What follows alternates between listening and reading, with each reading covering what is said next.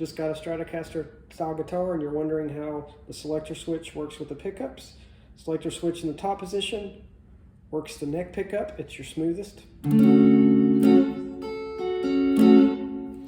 Next position down, fourth position, works the neck in middle.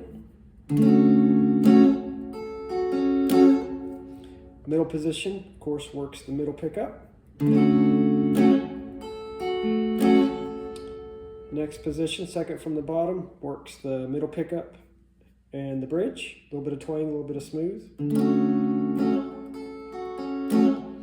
And then first position, or at the very bottom, works the bridge pickup only, by far your twangiest. And that'll work your best with distortion.